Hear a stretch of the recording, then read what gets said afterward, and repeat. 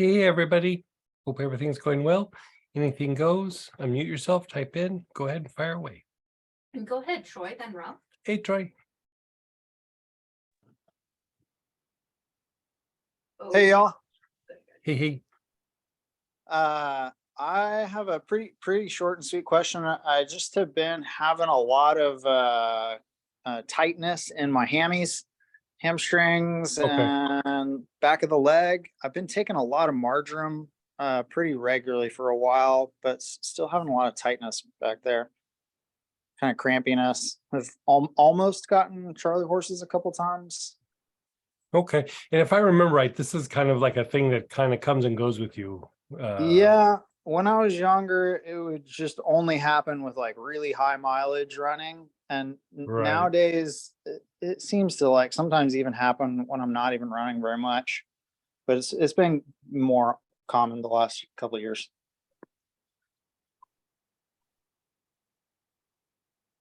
Well, I would say all my normal things, but I think we've probably already done those. So let's think a little bit out the box for a second. Let me just sit with this. You know, you're running. Are you cycling as well, or is it just running? I don't ride my bike that much anymore. Mostly running. Okay. My job, hanging art is fairly physical, Yeah. but not sure how much of that it is. And how do you feel your breath is? Like, do you feel your breath? You're taking nice long deep breaths. Do you feel No, your my breath that- goes off pretty easily. Yeah. It has ever since I had COVID a couple times. Well, you know, we can look at a bunch of different mechanics and everything, but I would like to find something that like you could just do as like when it's flaring up that like bam, let's just do it. I mean, marjoram is pretty solid, but if that's also not enough, so this happens sometimes with endurance athletes.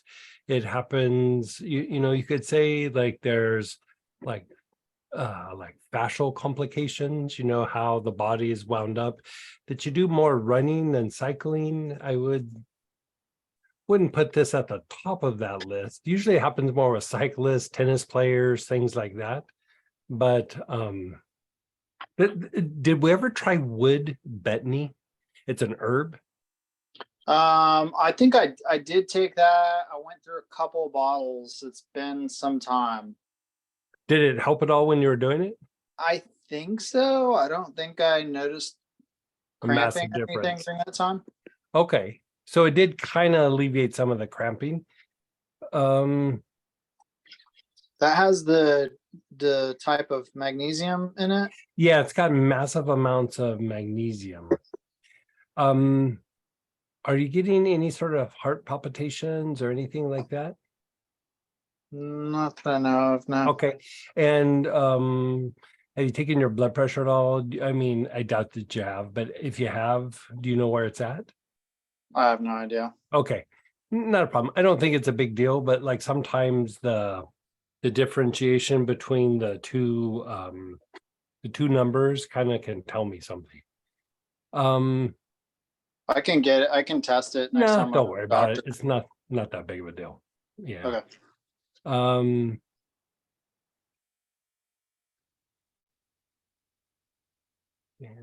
oils. Give me a second. I'm going through like a little list.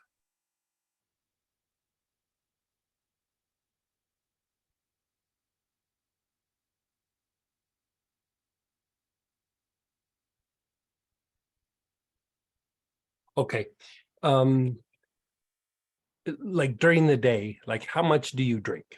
Like you drink like a couple of bottles of water, you drink like half a gallon of water a day, like Couple bottles. If I drink half a gallon, that's means I ran that day. okay. You think I may just be dehydrated? I don't know that it's about like increasing intake. I think you might have like there's not really a term for it in the Western like kind of approach to healing, but in the east, it would be transmutation of water. And I think that there might be a little bit of like, even though you're getting water in, your body doesn't always utilize it, like it just kind of passes through or it gets dumped into tissue. And given with all your athletics, it's probably just passing through. So do you happen to have a Shazandra? Think I'm out. I can order Okay. some. Okay. And but like even just for like 911 right now, go to the health food store and get some capsules. I mean, if you need to, get some capsules and take like 10, 12 capsules at once.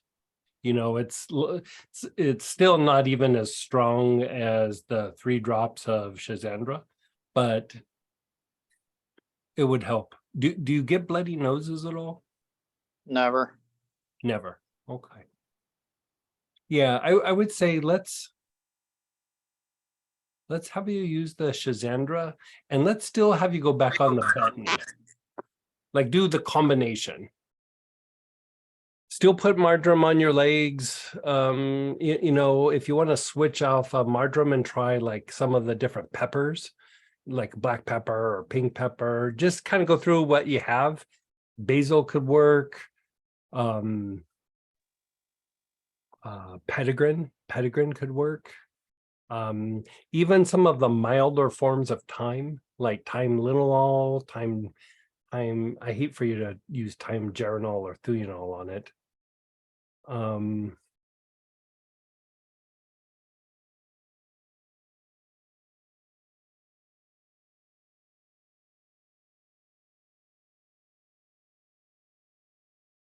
I would say even a little bit of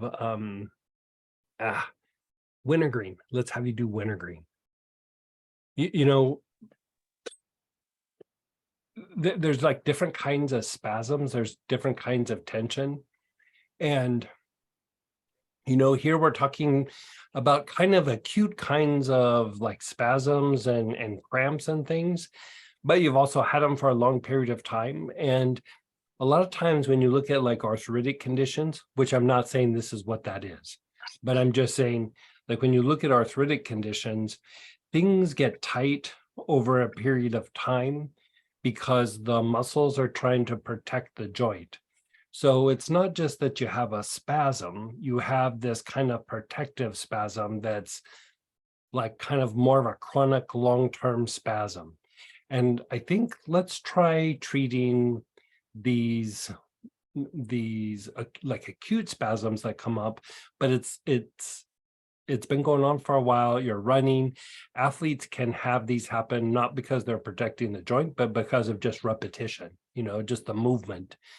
And the wintergreen is very good for undoing really chronic spasms in an area, like a lot of like deep, long held cramps in an area.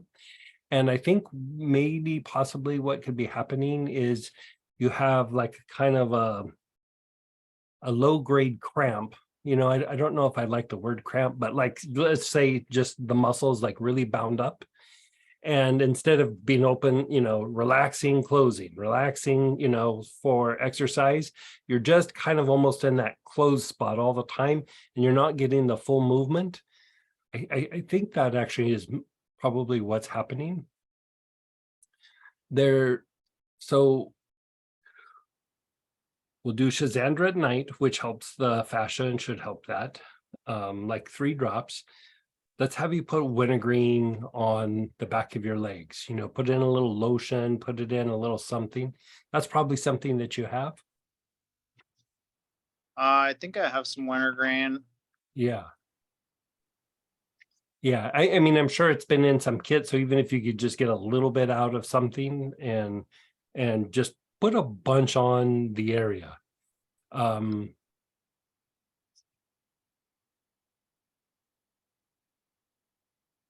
Wood betony.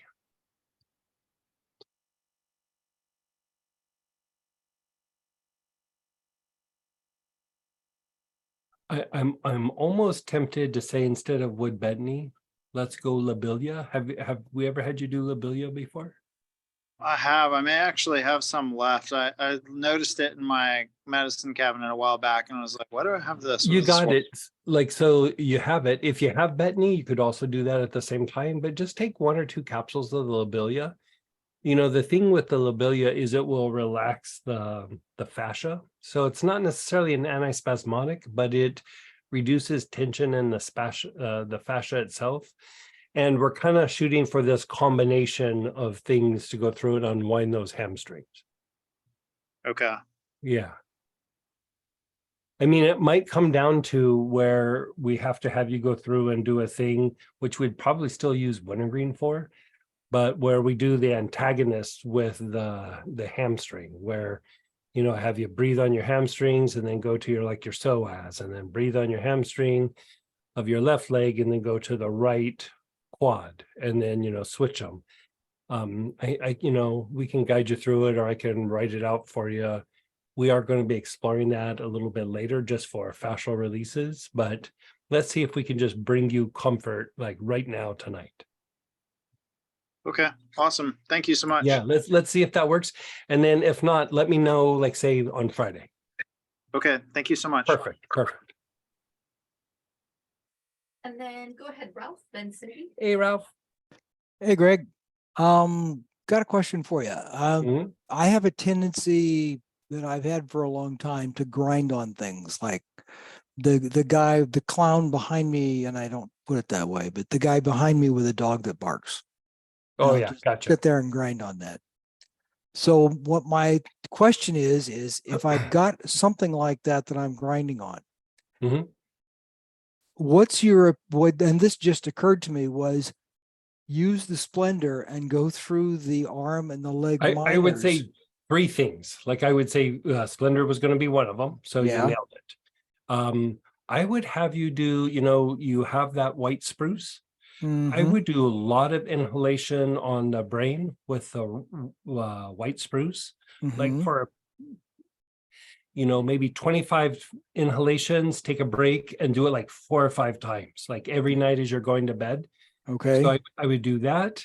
I would do the Splendor, and then I would do a little bit of like Palo Santo, just inhaling, do it on Mhm. your jaws, and then think of the person or whatever you're grinding on.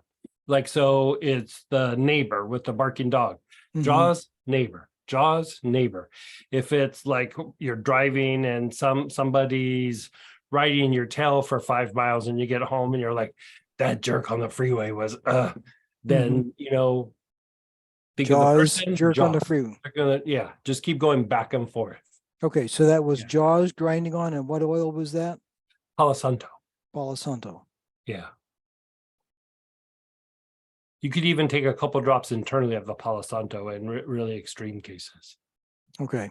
And Yeah. then just whatever it is, you know, the jerk with the dog behind me, Yeah, just doesn't Splendor, matter. Splendor on the arm and leg chakras. Yeah, doesn't matter. But I suspect like whenever I have something like that, Yeah. like when I do like spruce, or spruce is the best one, any of the Mhm. spruces.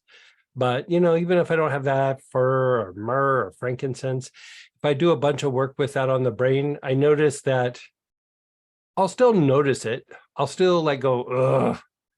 But then 2 minutes later, I'm not thinking about it anymore. Okay. You know what I mean? Where, you know, that's the thing with when you have a very good detail-oriented mind, Hmm. the downside is you have a very good detailed mind. Like it's Yeah. it's like it's good Yeah. for some things, and then there's some things where you're like, I wish I could just bump the brakes. Yes. Yes. And it's just like getting it to turn off sometimes. Mhm. And it does wonderful things for you other times in the day. Yeah. But there it starts to become a little bit of really, you know. Yeah. So it's just the way to like be able to step out of it. So it's not something that's necessarily getting caught in the arm and leg minors. It's No, more something in the brain programming, wiring, that just gets caught into a loop and just I would say the thing that's happening when you treat the arms and legs is you're reducing the agitation, and those are extensions of the basic chakra. And so what Yeah. you're dealing with is, do I need to defend myself? Do I need to, you're going into like a little bit of a defensive mode, or like just protective mode. Like something in my environment's not in harmony, or not the way I would like it to be. Right. And harder in big cities, harder when social media is involved a lot, harder if you have to work with a lot of different people, harder if you guys are like doing things that are goal oriented. There's all kinds of reasons why that could get agitated. Mm-hmm. And so, let's just refine a way that can be your good go-to, like when this happens, I go through and do this and I unwind this kind of quickly. Because Okay. part of it is having the mind that is able to think like that does a lot of good things, but everything always has its downside, Yeah. whatever it is, right? Yep. Like even like, oh, I experienced this incredible level of bliss. The downside is, but tomorrow I got to go to work. Yeah. I got to step away from this bliss and go to my job. Mhm. So there's always something, Yeah. Yeah. Okay. So So on try the brain, that. Let's see how Yeah. that works. And then if not, we'll tweak it somehow. But that's a good solid choice. okay. On the brain, white spruce, inhale 25 times. And then Pause 4 or 5 cycles of that. 4 or 5 cycles. And then just focus on the jaws and then inhale Palo Santo. Yeah, I would do the splendor even before you did the jaws, like inhale the Yeah. splendor on the arms and the legs. And Mhm. even if you want to dab a little bit on the arms and legs, Yeah. and then go to the Palo Santo on the jaws and the situation. Mhm. And that should be pretty solid. And then finish up with white spruce. I would start with the white spruce. Okay. Yeah. Okay. Good. Yeah. Thank you very much. Perfect. Okay. The goal would also be that if you did it enough times at night, especially the white spruce, that eventually you wouldn't have to do it as often. Okay. Yeah. All right. Good deal. Thank you. And then go ahead, Cindy, and then we do have a question in chat as well. Hey, Cindy. Hey, Greg. Hey. Hey, I just wanted to check in with you about my hand. Yeah, I have a protocol almost written up for you, like it's partial, but I'm working on it. The gut thing kind of threw me for a little bit of a loop. So I'm trying to figure out exactly what's going on with that. Okay. Did you, when you scanned it or looked at it, did it look the same as my doctor thought? I do see a little bit of a low grade, like I don't even know that I'd call it an infection. It's like it's like there's too much of one kind of bacteria, not enough of some of the good ones. And so I think Palmarosa is going to do it, but where it's at, it's kind of down a little bit lower. I think what's going to have to happen is you're going to not take it in water. You're probably going to have to make oil capsules. Like it needs to get further down the digestive tract. If I use whatever I use? Yeah, you Or- could use olive oil or whatever, but just like have a little capsule, put a little olive oil in it, and then it's probably going to be Palmarosa, but I'm exploring some different types of thyme. Okay. Yeah, So the thyme. I do have Moroccan thyme, Mhm. and I have been putting some drops in water. And this is what I've been doing: turmeric, ginger, and Moroccan thyme in the morning, like a couple of drops of each.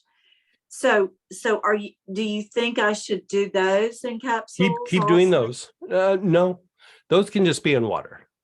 Okay, Like the overgrowth is the thing, like I'm trying to figure out, because sometimes you'll throw something at something and just because the substance is getting into the body, it doesn't always get to where it needs to go. right. And I'm having a hard time figuring out how to exactly get it to your spot.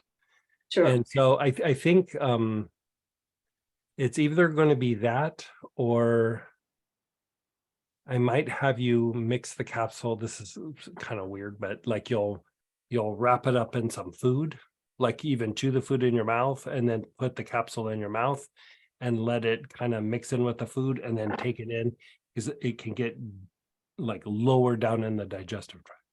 Use the food as the carrier. Exactly. Yeah. So So I'm I trying to make it not so complicated. So I've been exploring a few different things. Sure. So I wondered what I've read, when you're using turmeric for it to be, for it to activate, Mhm. you need black pepper. When you're taking the oil. Yes, especially with the herb, the oils. I mean, it can, but for this, not so much. Like it still works on the body pretty good. Okay. So because it's in a little bit of a different form with that. You've broken down a lot of the physical material, and so with the herbs you definitely do, but with the oils, like I've done it both ways, and I don't know that I can tell a big difference when it's in oil form. Okay, when I take it, it does seem to do something, Yeah. but I did want to ask about that. Yeah. Okay. So how is the hand doing? How is the arm doing? Well, actually, there's been a tremendous amount of, on Monday, and over the weekend, there was a lot of pain. And then Monday, sometime during the day, the pain started going away. And right now I can actually touch my finger. The swelling has gone down some. And there isn't as much pain in the finger. Like I couldn't touch it hardly before. And but another thing is the wrist is a little bit swollen and red, just in one area on the on the joint, and the thumb kind of comes and goes with like popping that joint in the thumb. Okay. But then it'll stop, But another thing is I am totally changing my diet. Like I'm starting to juice. I'm I'm trying to figure out, how to. I used to eat a lot of fruits, and now I have to stop that. Yeah. So it's kind of a big adjustment and a different mindset to go focus more on vegetables, to get enough vegetables in. Yeah. How is the psoriasis? Oh, I'm glad you asked. So the spikenard Theralotion, I've been putting it on the spots on the skin, and actually it had gotten, it's a lot of different places on the body now, but as I'm putting the lotion on, the redness is going away. Good. So it's acting like it's calming it down. And with the Theralotion, I do sleep a lot better, and I'm taking 1 or 2 drops of spikenard internally. I think that the spikenard is going to be a big part of this mix, because the more that the psoriasis is flared up, I think that it's a really big contributing factor to the psoriatic arthritis. They kind of go hand in hand. And from what I can tell, like I haven't treated this one. I've treated it a little bit, but I haven't treated it a whole lot through the years. But from what I could tell is you don't have the arthritis a lot of times unless you have a big flare up. So like just treating it as the hand and the swelling is good, but we also have to treat the psoriasis and you know, the thing in the gut. But I'm thinking that there's also a component in the, like with the medulla vagus nerve kind of connection, where the inflammatory response is thrown off. And so I'm trying to like pull this together in a way where this can be like the psoriatic arthritis like package. And I don't quite have exactly the way I'd like it to be, the part about the joint capsule and the top layer of the bone.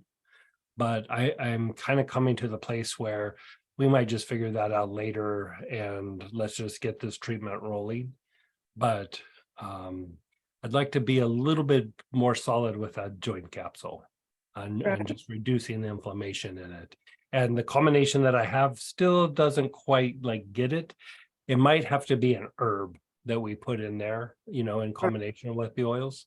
But Okay. I'm close. Yeah, I'm Okay. close. Yeah. So let me ask you, you do have a class coming up with about the vagus nerve. Mhm. So would that be a beneficial class for? I mean, that's going to cover a lot of things. That's going to cover like physical, psychological, and then the spiritual component. You know, the physical. I mean, there's a couple pieces in there that could address it. You know, because like I'm being really super specific with how it handles like inflammation and how the body's responding to it. The other thing also is like stress levels, and there's different Yeah. like target spots that you look for, or at least I look for, with the sympathetic nervous system. Like, you know, we know the lungs and the respiratory tract, we know the digestive tract, we know the cardiovascular system, we know the urinary tract, but other areas can contribute to like an overstimulation of the sympathetic response.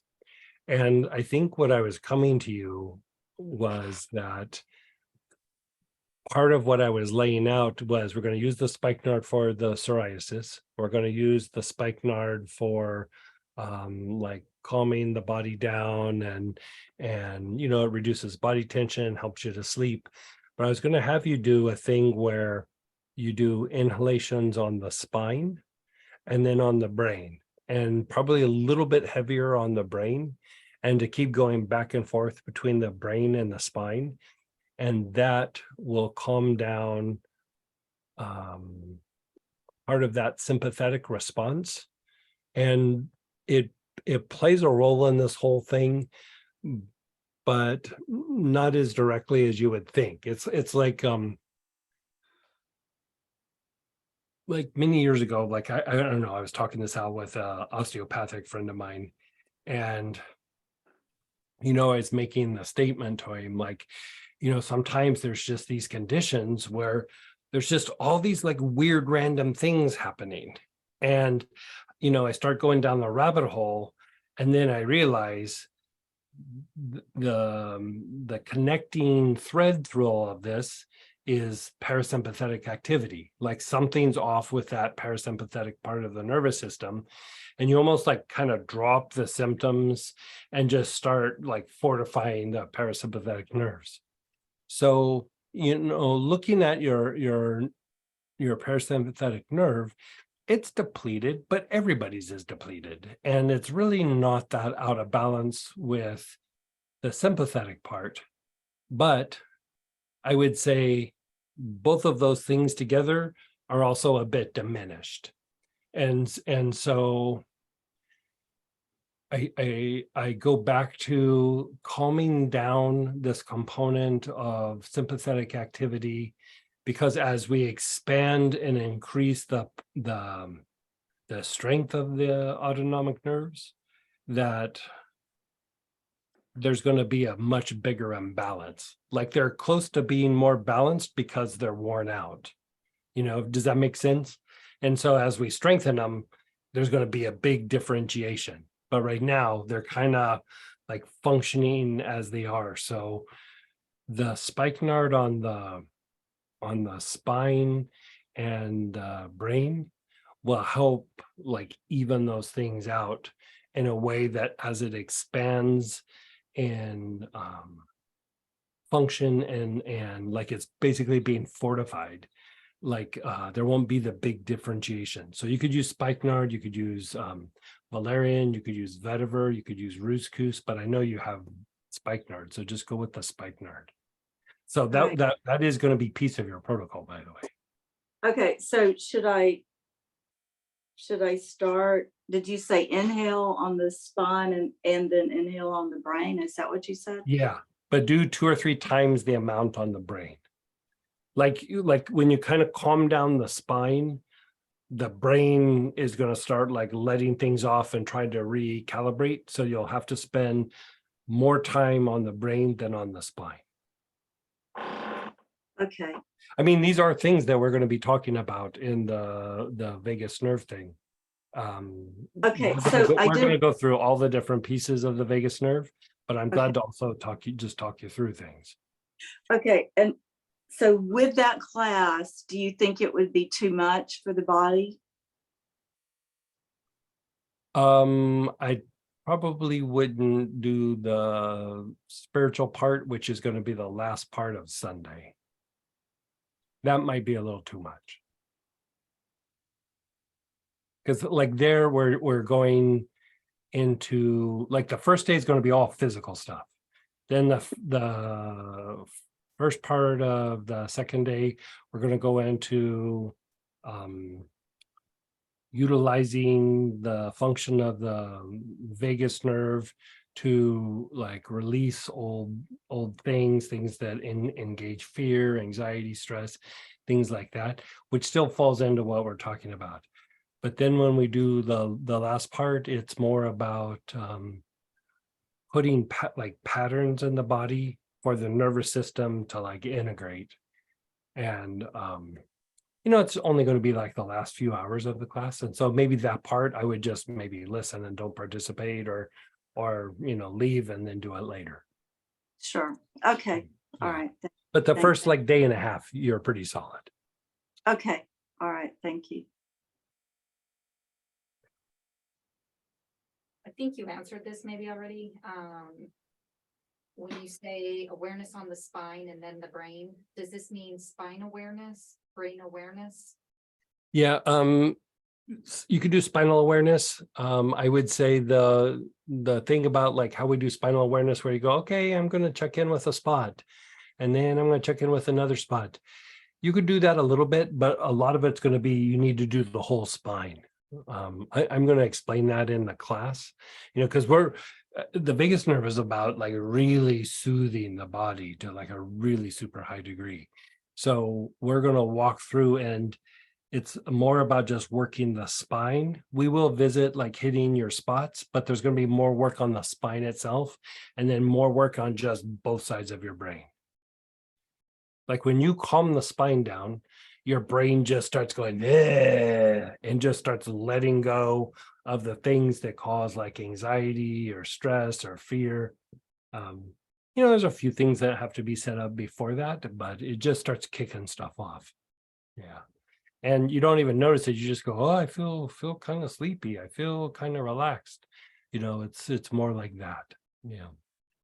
Someone actually asked about the vagus nerve class. You just want to keep talking about it? Yeah. So we're going to go through and fortify and regulate, balance out the vagus nerve, which is tied to the parasympathetic activity, which is your rest and repair. It would diminish the tendency to be in fight flight or, you know, stress in the body. A lot of times when I'm talking about, you know, you don't really feel stress in your emotions or mind, but you might be feeling stress in the body. It's the sympathetic part of the nervous system. It's like it's just agitated and wound up, and it's responding to things that are happening in the environment, or perceived potentials, whatever that might be. And so it's a way for calming the body down, reducing tension in the body, tension that you don't even really know that you have until it's diminishing. And all of this really starts to kind of quiet and soothe the mind and the emotions. And then from there, in that place of quieted emotions, there's ways of just gently, like almost effortlessly, just releasing some of the pent up emotions or old thoughts that have accumulated over a period of time. And it's not so much about the stories themselves, it's more about just the agitation that came from the nervous system being agitated, imbalanced, and things that have happened to you, like old traumas, old events, whatever it is. And so first day is going to be a lot of just calming and soothing various portions of the physiology. And you know how we sometimes work the arms with mugwort, and then sometimes we do it with camphor. We're going to do it 3 different aspects with that.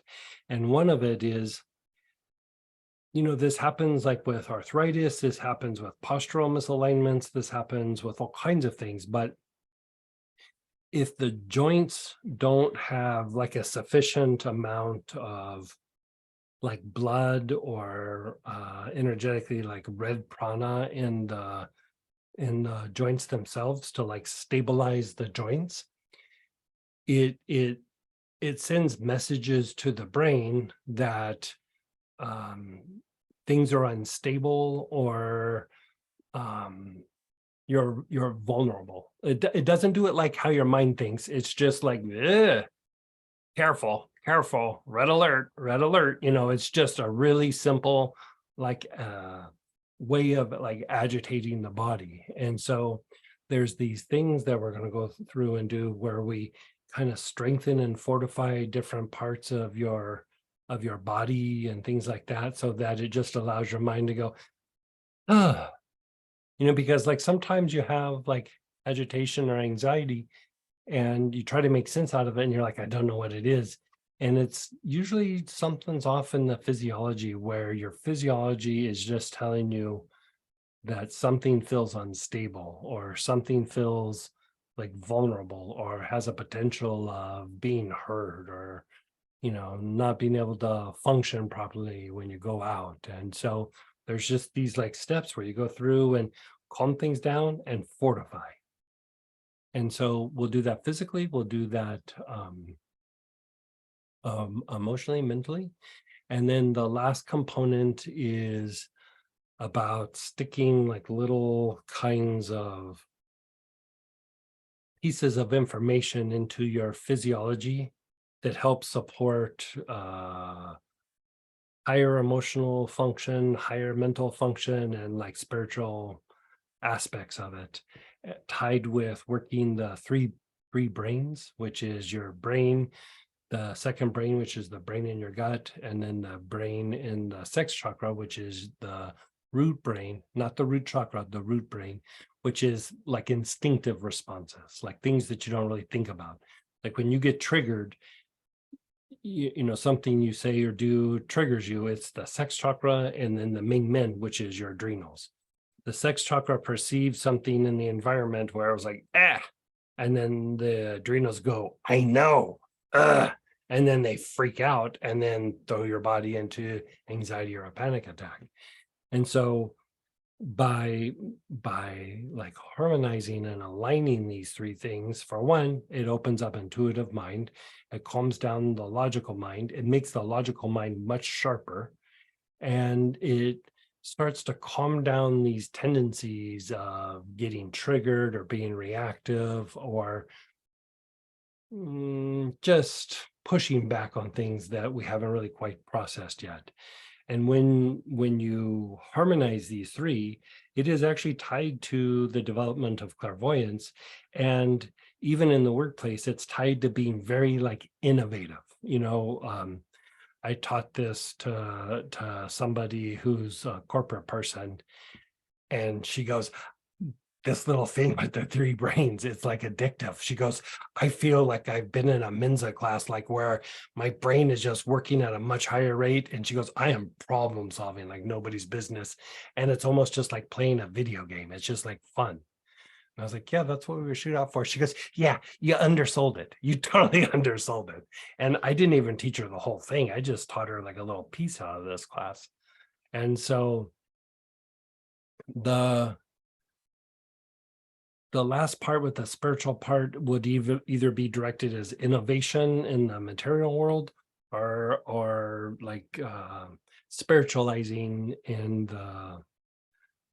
the mystical sense. But like I would say more on the mystical side, where it's just about the heart getting bigger and starting to have more inner experiences and just deeper levels of peace, rather than trying to stimulate a bunch of things to make something happen. It's just like deeper levels of peace, deeper levels of heart activation, deeper levels of crown. So.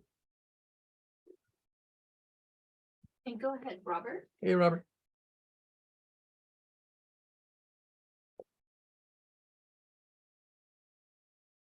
Sorry, I couldn't get to my mute quick enough. My question wasn't about the class specifically, but one of our upcoming classes has an oil I haven't heard of, Gordaldo. Oh yeah, it's a type of yarrow. It's they call it yellow yarrow. Yeah. Okay. It's actually kind of hard to find. Like it used to be my go-to yarrow when I was working with athletes, because it doesn't quite have the anti-inflammatory properties that like the regular yarrow does, or even the milfoil, but it's really good for releasing fascia, calming and releasing fascia. It's very good for helping to detoxify the skin, helping the body to detoxify, but it's really good for fortifying the endocrine system. Like it doesn't, like Three Wise Men stimulates the system, but the Gordaldo like fortifies it. Like it doesn't really stimulate everything. It just makes everything a little bit stronger and a little bit stronger and a little bit stronger. And so it's very good for that. It's very good for the nervous system, and it's a bit of an antispasmodic. Yeah. It also reduces cardiac stress on the heart muscle. Like I would say it works as good as pine, if not better than pine for that. That's part of what, like when I was traveling with athletes, I was usually working with endurance athletes. And so they have like just huge amounts of cardiac stress. And the more that you can reduce that, because they're performing several days in a row, the more that you can reduce that, the more that they recover. And then the next day they can perform even harder or stronger. And so there you're using it to improve, performance. But as we get older, we're just trying to improve health, or things of that nature. Because sometimes people will complain of, they can feel their heart, their physical heart, like in their chest, like it doesn't hurt, but it kind of aches. And like an old way of saying it is the pH of the heart is off, which is true, but it's more of that it's starting to be more prone to cramping. And so that is starting to be a little bit of a precursor to, the potential for heart attack, much later in life. But if you can reduce the cardiac stress at some point, it just starts changing the way that the heart functions. So the issue is, it's really super hard to get. Like I think the last time I had it was almost 15 years ago. And then, you know, when I hit some certain vendors, I go through my little list of what about this? What about that? What about this? What about that? You know, things that have just gone away. And lo and behold, somebody was able to track this down. So you know, I didn't buy up a bunch, but I bought up enough for a while. I always love new oils and getting Yeah, them in it's- class because it's always fun to try. Yeah, it doesn't have the dark blue like normal yarrow. I'd say it's even a little lighter than milfoil, but it's different. Like the thing that I used to do with the endurance athletes is, you know, when they get ready to race or you know, perform or try out or whatever, the quicker they could break a sweat, the quicker that their muscles would warm up and they could go to like maximum effort. And, you know, after a few days of doing stuff, sometimes that warm up time would be 30, 45 minutes, you know, an hour of just getting around, going real slow, loosening the body up. I would put like 3 or 4 drops of that on the wrist, have them do this, inhale it a few times, and they'd come back and they'd go 5-10 minutes, I'm ready to go. And I was like, you know, it's any time you make the skin break a sweat, especially for an athlete, they are able to warm up their muscles much quicker and their body detoxifies and handles all the metabolic waste that happen with performing. And so what would happen is I put a few drops on, have them go ride, they'd break a sweat really quick and bam, they were ready to go. And so if you look at it from the point of view of an athlete, they've been exerting, they've become a bit toxic, they've been sweating, it's accumulated on their body. So what happens over a period of time is they're really predisposed to skin congestion. And, you know, helichrysum works really good for that. There's a few other things, but their Galdaldo, oh, man, nothing touches it. Like it is so much better for skin congestion than any of those other things. And helichrysum is pretty darn good. And so it just opens up the skin, and you don't even have to cover all of the skin. You could just get it on a little bit of the skin and it just starts happening everywhere. Thank you. Yeah, you're so welcome.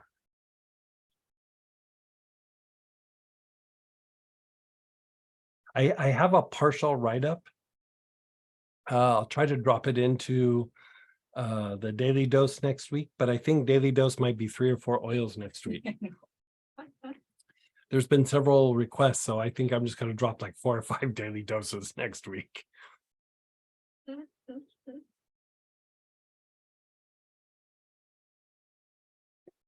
There is some other ones in the chat. I'll get back to this one. Which oil to help with Meniere's disease? Vestibular? Oh yeah. Let me see, where can I look that up? I have something on that somewhere. I just got to think of where it's at. Let me look that up and I'll try to get back to you at the end of the session tonight. So this person already had to leave, so. Okay. If you can't answer, we'll just. Yeah, have well, her email. Yeah, perfect. Okay. So you mentioned on another call that I still, got a little gallbladder thing going on. I had problems 8 to 9 years ago and I cleared it up. It seems to be overactive again, causing an upset stomach and digestive issues since last Thursday. Where do I start with oil support if appropriate? So tell me the symptoms. Like, Yeah, remember they had to step out. They had to leave. So I'll have to. oh, it's that same person? Yeah, it is that. Yeah, I'll have to ask them. The other person is here, so the Meniere's disease person. is here, Oh, so okay, gotcha. The other, anyway. I just didn't know. I thought I'd Yeah, ask. I have some questions because it depends on a few factors. If they pop back in, I'll. Yeah.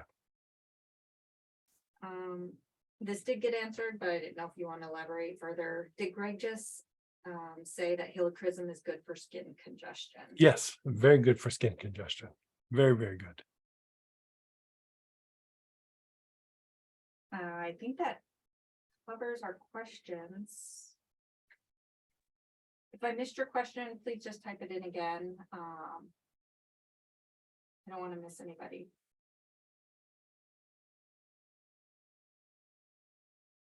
Yeah, go ahead.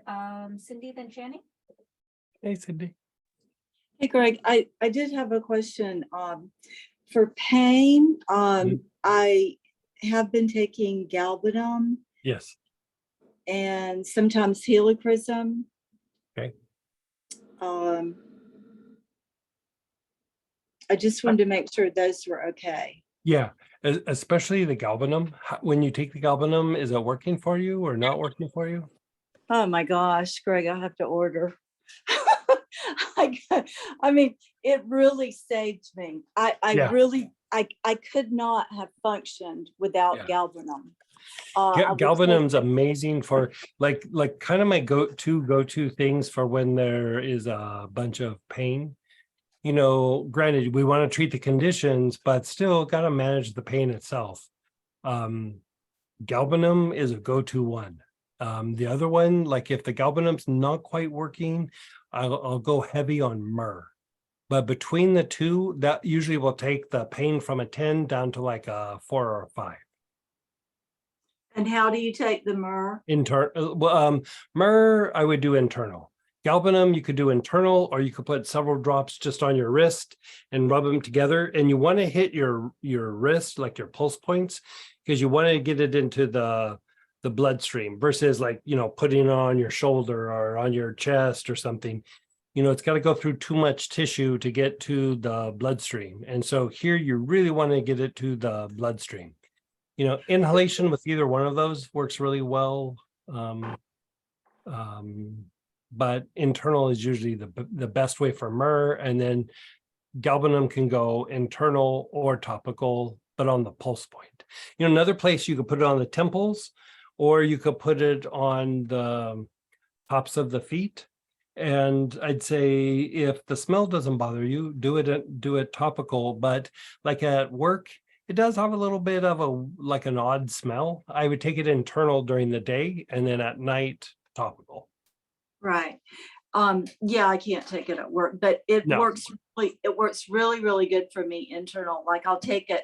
So let me ask you this. I took it in the morning and then at lunch and sometimes at night. Is that too much? Nope. Okay. And then also You didn't hear me say this, but like for myself, like if I'm in a bunch of pain, I do 8 or 10 drops at a time, like a couple times a day. Okay, good. Yeah. I'm not ODing. I No. went through a bottle pretty quickly. Yeah. So Yeah. I'm about to order again, just because there was so much pain. And then Birch Complex Liniment. Mhm. Is that a good one? Yeah, so that would be good for pain. Have you tried it on your pain? What I do, my neck gets really tight. Okay, for that I would say yeah. The arthritis part, you know, or I don't know that we're calling it arthritis, but the thing with your finger and your wrist, I Right. don't know that it's going to be the best one for that. But like neck or your back or your shoulder, something like that, definitely would help. I'm not saying it wouldn't work for the hand. I'm just not sure that it would work for the hand. Like I Right. would just have to experiment and see. Well, I think something else would probably work better than that though. right. Well, I'm out of galbanum right now. I might have 1 or 2 drops left. I'm saving, but maybe I'll get just regular myrrh Yeah, Or- yeah, just the regular plain old myrrh. Yep. and do that. So I could do both if I needed to. Is Mhm. that what you're saying? Yes, Okay. yes. Okay. Well, I'm hoping I'm making some lifestyle changes and I'm hoping that's gonna help, but So the interesting thing about the myrrh is that it helps with pain, but it also can potentially help with like regulating the inflammatory response. You know, like sometimes the response just goes pedal to the metal. This is what we do. This is what I always do. I just like something happens. We stick a bunch of blood in an area. This is just what we do. And it can get a little overreactive sometimes, especially if there's been like a lot of things happening over a period of time. You know, it's your body trying to manage and heal something, but at some point it becomes like too much. And the myrrh is a way of like calming some of that down. Okay, so a couple of drops of each is not Yeah. too much. No. Okay. Couple of drops of each 2 or 3 times a day is not too much. Okay, all right, thank you. And go ahead, Channing. Hey, Miss Jenny. Hi, Greg. Hi, Hey. Sam. Hi, everyone. I can go grab it though. Okay, it might be helpful for Greg to see. I have a question. I use a lot of oils and I haven't been tracking, but it only started, I think, within the last year.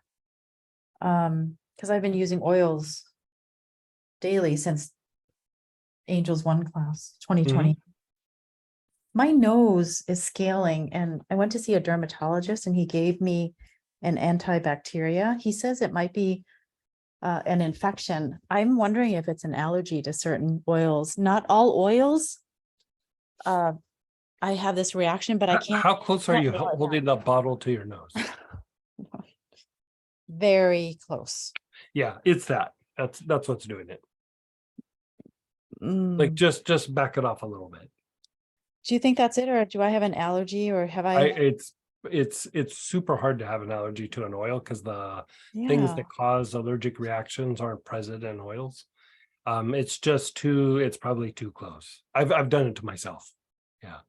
Do you My old trick was, and sometimes you still might catch me doing it. Like I'll put a couple drops on and then I'll swab it inside my nose because this isn't close enough. You know? Yeah, I know that if I And, could stick the bottle in my nose, I would. Yeah, and so when it gets too close, it can cause a little bit of irritation around the nostrils and like that top part of your lip. And yeah, I've been there.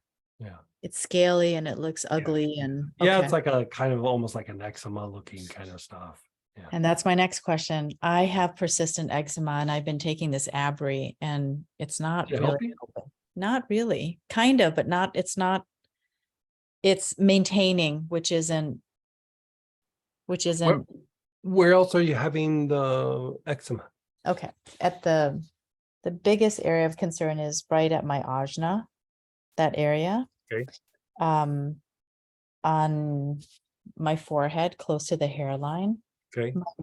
my right elbow, not the left, but the right elbow. And then above the ears and at the base of my skull. Okay, so a lot of it's on the head. And you've tried like Kunzia and stuff like that? Has that helped at all? I haven't. Right, let's have you try Kunzia, and I would, wash your face, put a couple drops in the stuff that you wash your face with, and do it that way. And then, you could put a few You just drops. apply it neat. To your face, I would put it in a little something. Just because it's your face can be a little bit more sensitive. But I put several drops of the Kunzia and then rub it into the spots on the hair and around the ears and stuff. Mhm. There you could go neat. Yeah. Okay. Yeah. I would from time to time too, probably take a bath in it, like 12, 15 drops. With or without salt?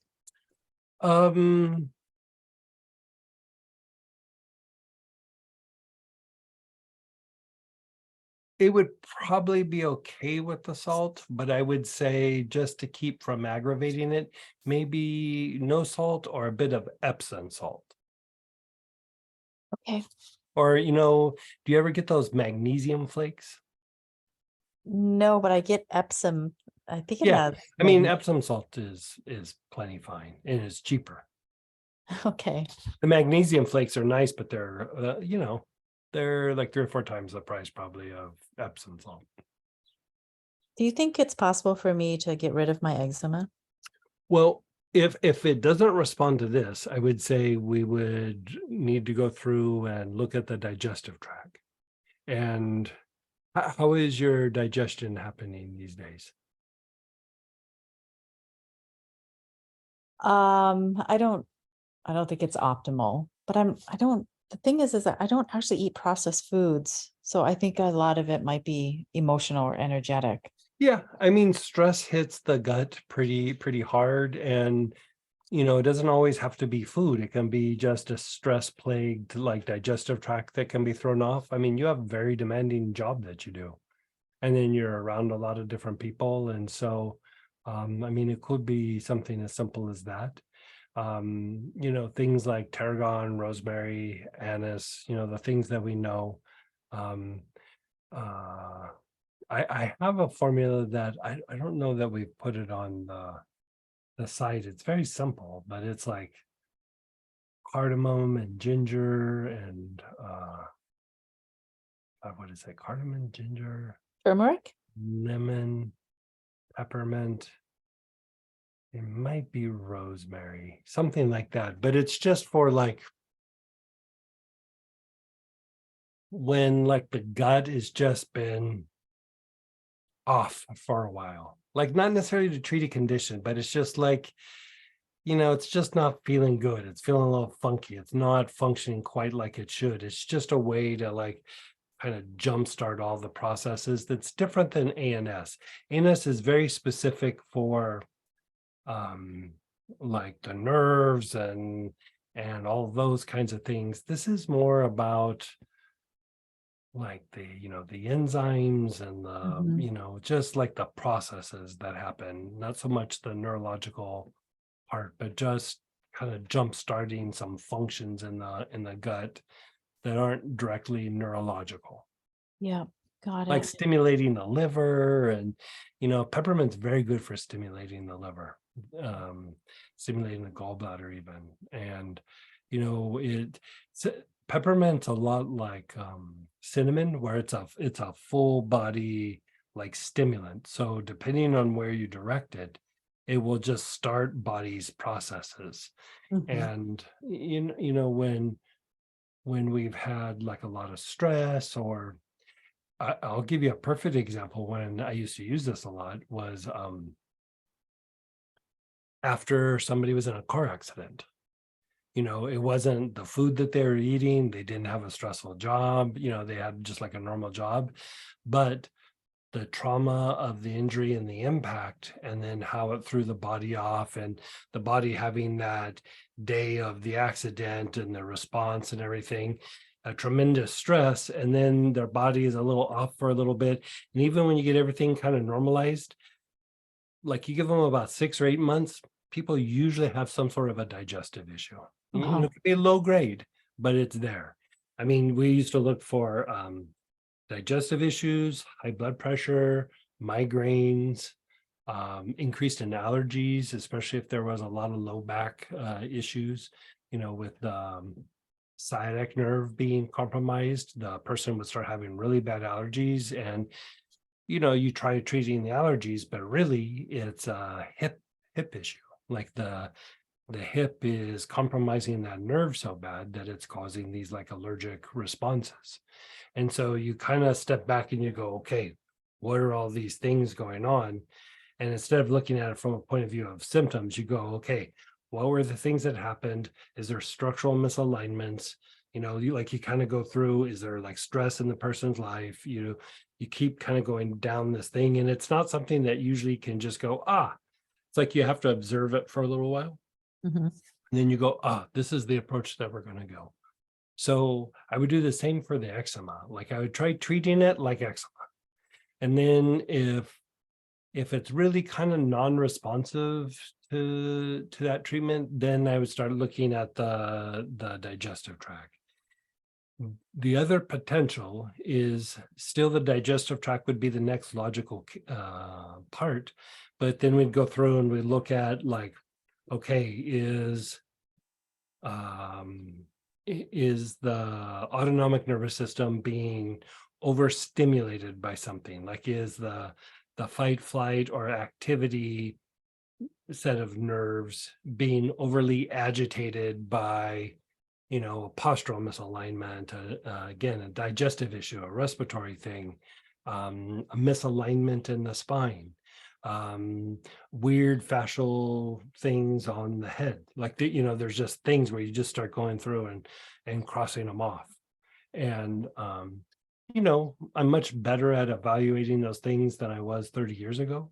But still, sometimes you just have to get in and start doing the dance. Like, you know, you start treating things and you go, well, that's okay. This needs work. That needs work. This is okay. Let's just start balancing these things out. That's so awesome. It's a lot like doing a dance. Like you just start kind of moving with things and just see what's gonna surface and what's up. I was seeing more like a science lab, but you could dance in a science lab. Yeah. Okay, thank you for that. Yeah, you're so welcome. But try the Kunzia, and Palmarosa potentially can work, but I find that Palmarosa works a little bit better when the eczema like is weeps a little bit. Mhm. You know what I mean? Like it like kind of almost like has like a little bit of a leak or it just is always a bit moist. When Yep. it's just if that, maybe even try Palmarosa first, but I would still try Kunzia, but usually one or the two. Oh, and Samantha was saying like she had some behind her ear and she put helichrysum on it and it worked for that. Yeah, that's So why I was paying hadn't- attention to what you were saying earlier about Yeah, the the skin. skin congestion. Yeah. Mhm, mhm. I hadn't used helichrysum for that, and she tried the Kunzia and it was moderately working, but sometimes you just got to find the right kind of thing for your body type, and helichrysum nailed it for her. Awesome. Yeah. So play with those, and then if that doesn't work, then we go into the gut. No, but I took notes of what you just said, and I think they all kind of check. Yeah.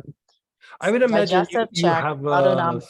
yeah, I would imagine your job is stressful, not always about doing the work, but dealing with people and deadlines and goals.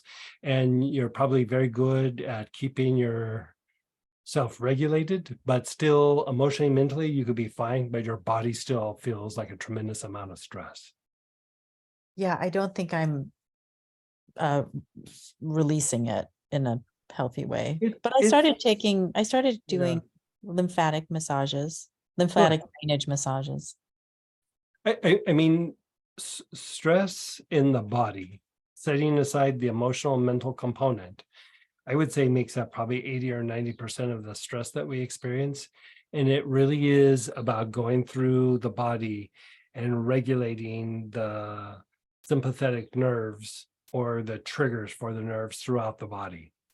So there's spots that you look at, and then when that's not working, you look at, because like, here's a perfect example, like, your lungs might be working, your gut's fine, your urinary tract is fine, breathing, cardiac function is fine, everything's fine, but you're still having it. And then you go, okay, I'm going to relax the spine, I'm going to relax the brain, still nothing. But you might have like a bad knee, and that knee is triggering a bunch of sympathetic activity, like, some sort of pain.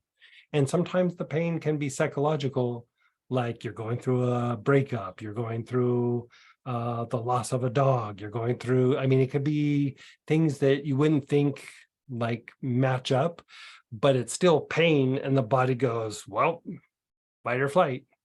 The body doesn't really engage the story. It just hears on or off. Oh gosh. Yeah. Right. Okay. If you look at like when people would get into a car accident and, right off the bat, their blood pressure was fine. They didn't have a history of headaches or migraines. They didn't have like digestive issues and everything. And then 6 months down the line, they'd come in and they'd go, I have high blood pressure now. sympathetic activity got stimulated at the time of the accident. It took about 6 months, but at some point it elevated the blood pressure a whole bunch. Mhm. Or it threw off the circuit of how the blood is circulating, or the stimulation of the nerves, and started causing migraines or neuralgia at the back of the head. Has nothing to do with the injury. It's just the stimulation of those nerves. And then over a period of time, it eventually manifests. So it's not even like you can go, oh, 2 weeks ago, I had this happen. It could be a year ago. It could be 2 years ago. You know, it's not always boom right there and then. Mhm. Yeah. Can I share Yeah. one more thing about oil? Sunday night, we went out to dinner, my daughter and I, and we sit down at the restaurant, and then she starts sniffing. Oh, out, like I'm sitting next to her and she's sniffing away from me, and she's like, Mom, what is that perfume? It smells really good. But she wasn't, smelling towards me. And I said, why don't you smell my arm? She's like, it's you. So Mhm. how is it that her nose is going away from me when I'm the one that was wearing, and what I had on was, I just did a body splash of Sacred Blue. Yeah. Yeah, it's not always super close to like at some point it will be close to the body, but it starts to kind of linger out and just like it will stay like in your energy body or your aura for a while. Like it as as you inhale fragrance, right? Or better yet, you put a drop on. It goes through about 4 or 5 cycles of like this flowering, right? Uh-huh. And each level, like, you know, the first few seconds it smells one way, and then about 10 seconds later it smells a different way, and then about another 10, 15, 20, even 30 seconds a different way, and then another one another way. Each one of those is also, it's the plant is flowering, you know, so there's molecules coming out, but it's also an energy, right? And so the energy of that unveiling, unwinding, whatever you want to call it, kind of can interact in your energy body and then just stay in a particular area. And like a perfect example of this is of a plant doing it itself is myrrh in the sun.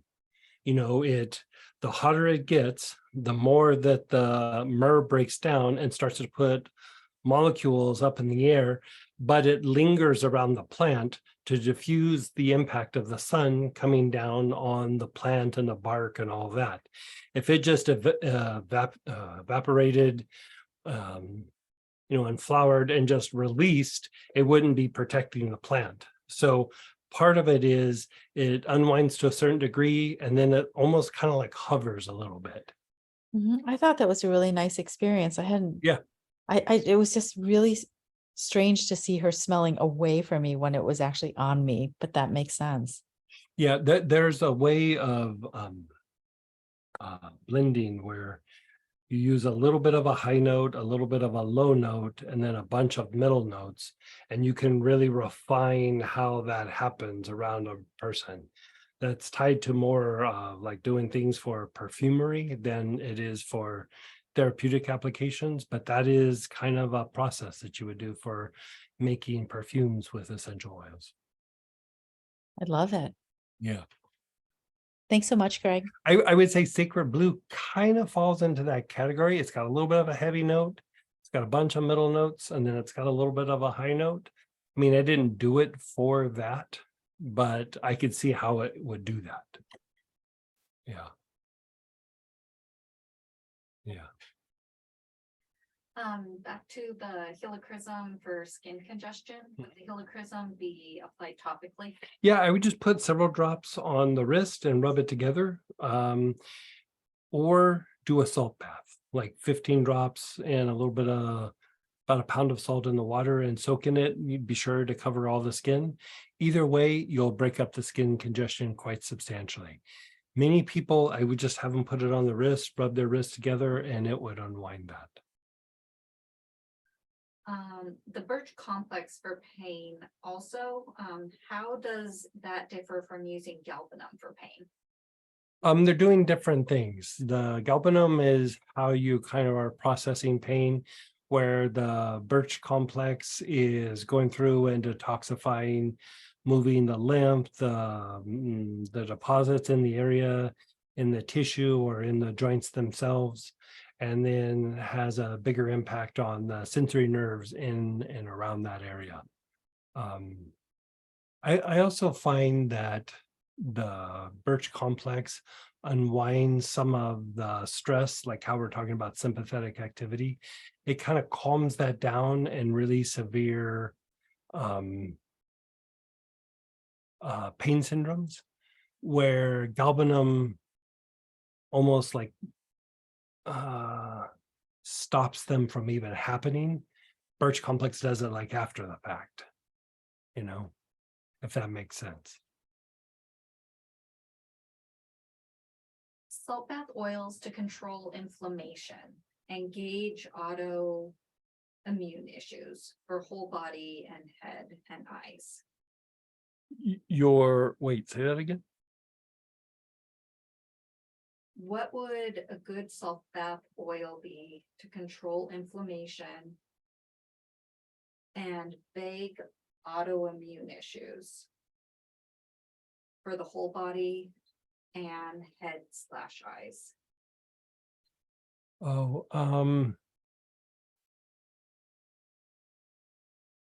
autoimmune, inflammation, salt bath. I would probably do a 3 Wiseman bath, like frankincense and myrrh, just frankincense, some version of that. 12, 15 drops and a salt bath. I would say that would be quite good.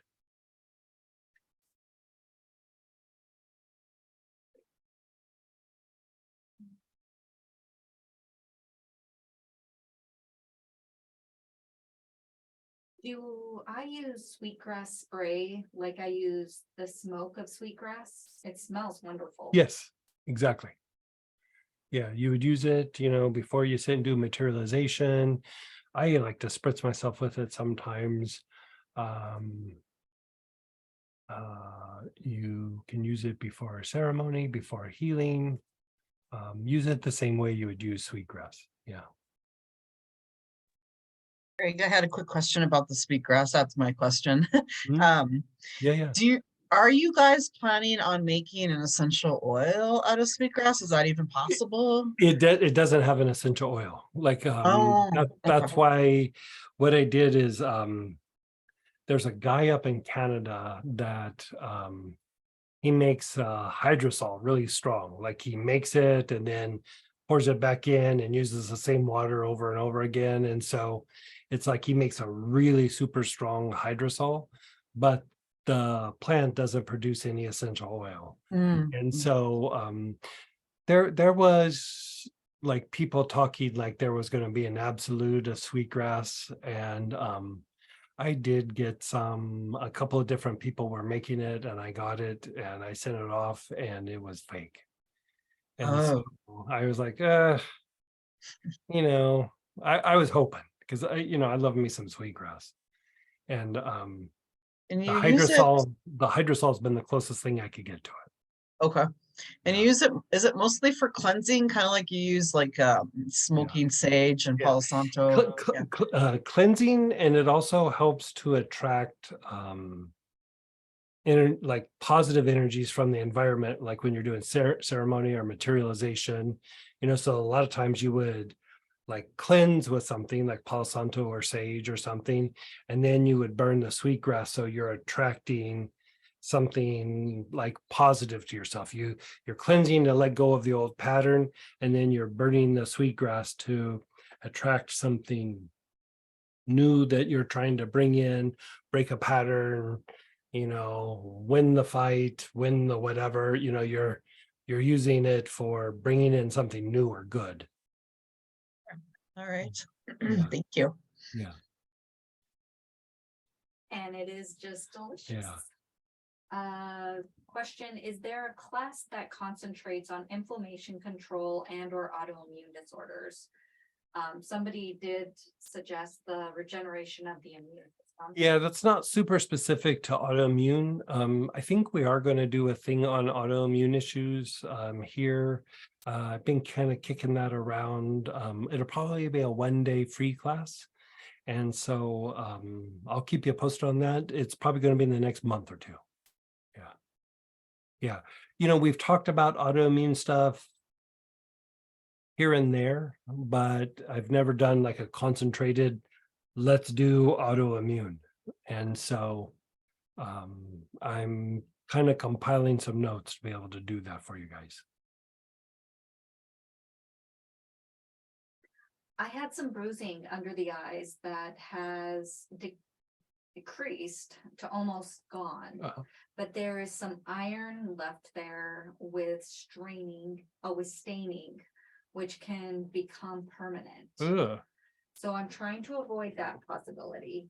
I have used helichrysum on other bruising with good results, but under the eye, it burns the skin. What would be gentle Did- enough to be used on sensitive under eye skin and disperse the iron deposits under the skin? When you put it on under the eyes, was it neat or was it a little bit of a carrier?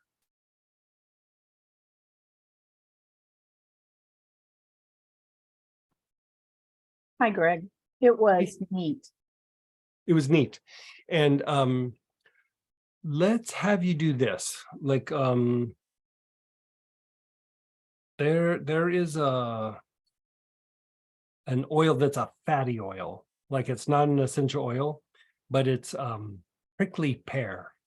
And it's very good for like kind of moving stuff out from under the eyes and everything. You know, if anything, it makes the eyes like around the eyes like kind of greasy, you know, because it's a fatty oil. So you could use that by itself, or you could put like a drop of the helichrysum in it.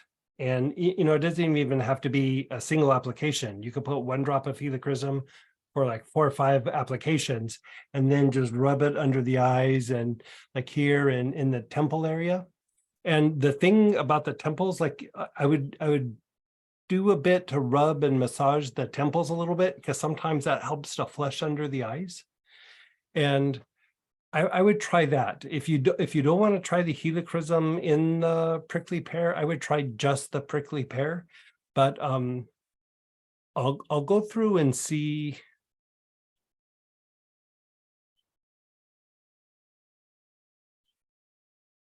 I wonder if the calendula oil would work as well. You know what else I have is rose hip. Rose hip might work as well.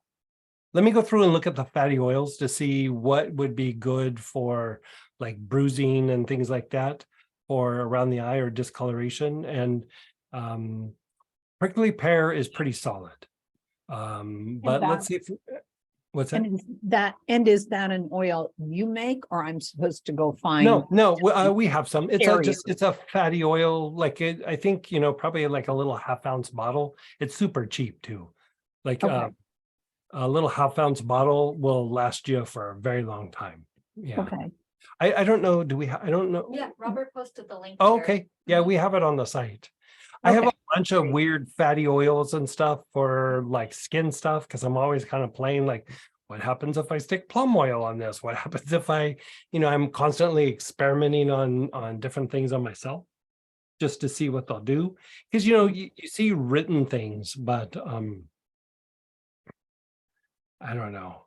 I don't always believe the things that are written. You know, it's just sometimes it's a bunch of marketing, and if I don't test it, I don't trust it. okay, But prickly pear, we could get off to you tomorrow. okay. I'll go online and order it. Let me look it up a little bit tonight. So if you get a text from me, that's what that's about. Sure. Okay. Thank you, guys. You're so welcome. Just as a follow-up, just checking in the oil to use for the Meniere's disease, the vets. Yeah, I need to spend a few minutes looking through my notes. And then I don't know if you can look at your notes and answer this one. Could prickly pear sub for mink oil? Probably for mink oil, I would use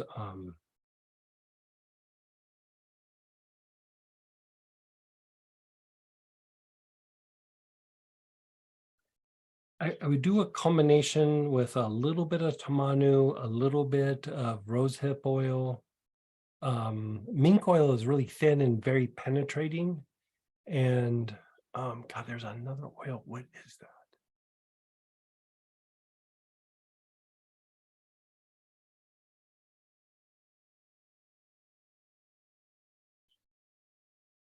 I don't think it was the heliocarot.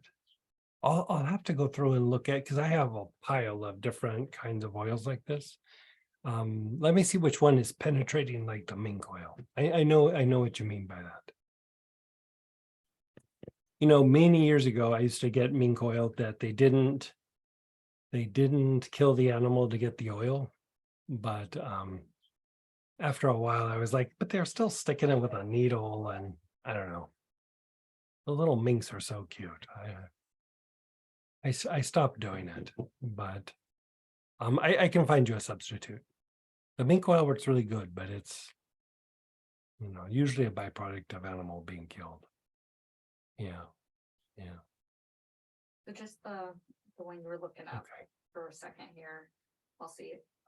Let me go see if I can even see. Look, will you pause for a sec? Let me go check real quick. Yeah. Let me look for it tonight and in the morning, and I'll get back to you on for under the eye and the mink oil substitute. And then somebody says the Monera is pretty much vertigo. Yeah. Like, so normally I use hyssop, but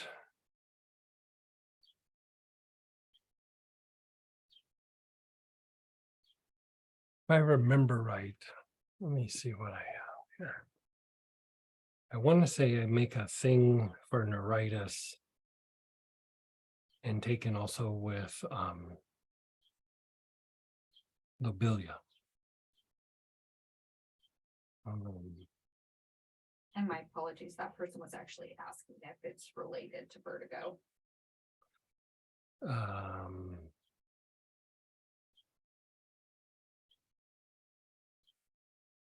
And then lemon, peppermint, aioli, and thyme. Yeah, so what I had them do is I would have them use hyssop, and then there's this combination. It's not on the site. I'd have to make it. But it's just called inner ear, and it's lemongrass, peppermint, aioli, and Moroccan thyme.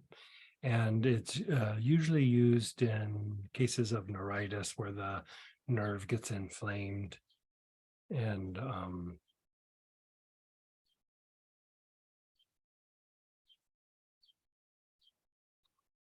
let's see here.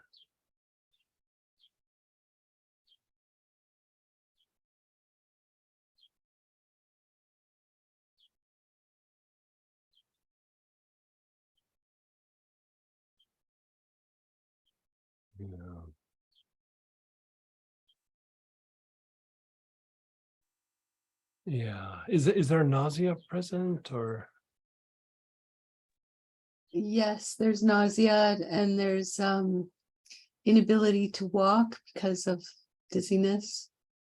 How long has it been happening? It's actually a client of mine and it's been ongoing. I don't know for how long. So I would do. I mean, you could try just with the hyssop. Mhm. A lot of times with just basic vertigos and things like this, I would say this is like vertigo, but in the extreme where it's causing other symptoms. And so I have this blend that's for viral neuritis, but I use it for things other than viral neuritis, like anything inner ear. I will use it, especially if it's unresponsive to a bunch of things. And then the nausea you could treat with tarragon. I do have a blend that's just for nausea. Mhm. Usually for like cancer patients and things, but like in extreme cases, we can always bust it out. But the reason that I like tarragon for that is a lot of times the nausea is due to the vagus nerve or the parasympathetic nerves are very depleted. Like, they're not in balance with the sympathetic part of the nervous system. And so it causes a bunch of digestive upset. So instead of starting to go down the rabbit hole of doing all these really super specific blends, I kind of like to go to like just trying to balance out that part of the nervous system and then see where it is. A lot of times you can knock nausea out with the tarragon. And if there's nausea coupled with diarrhea, I would do marjoram instead of the tarragon. Like I'd really go hard on the marjoram. And between that and the hyssop, you probably will reduce it a bunch. But if we need to step it up and do the blend for the viral neuritis, I mean, it's not a complicated blend, but it's not going to be expensive. It's just I need to make it and get it to you and all that. Okay, well, I think I'll start with the simple oils and. Yeah, I'd start simple because, like I've had this happen so many times where I get all, we're going to do this complicated thing and then we do a simple thing and it resolves itself. And it's like, Mhm. well, I was ready for it to be complicated, So I would start small, start treating it, and the reason that I like the lobelia with it as well is that lobelia will relax the diaphragm, which relaxes the muscles in the neck, the sternocleidomastoid, which heavily impacts the inner ear. And so a lot of times inner ear issues are tied to the breath and to those two rope muscles coming down from the side of your neck, from behind your ear down to your collarbone and to the breastbone. Hyssop will unwind those somewhat, not completely, but somewhat. The hyssop combined with lobelia do it even a little deeper. And once that's in play, it becomes easier and easier to treat. But, Mhm. Sometimes it might need a little bit of manipulation on the neck, but it would have to be somebody who knows how to just treat the sternocleidomastoid and not like the whole neck region. It's just those muscles get so worked trying to elevate the rib cage that they get super overactivated and then it throws off the inner ear. Okay, Yeah, all right. Well, keep me thank, posted on that and let's see how the person does and then we can adjust. great. Well, thanks very much. Yeah, great questions tonight, guys. I think we even have time to do a practice. Greg, Yes. with the tarragon, would that be helpful for severe nausea of pregnancy, hyperemesis gravidarum? Yeah. So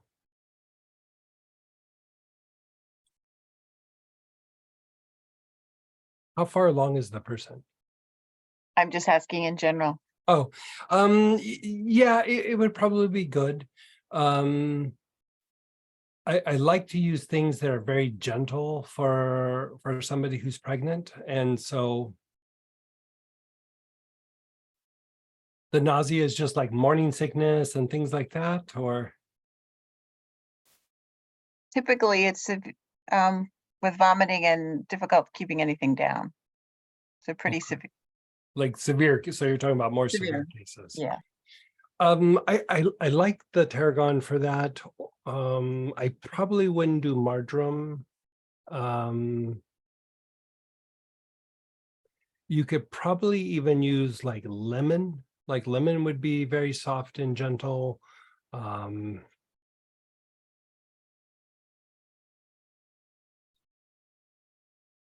Lemongrass, yeah, nice.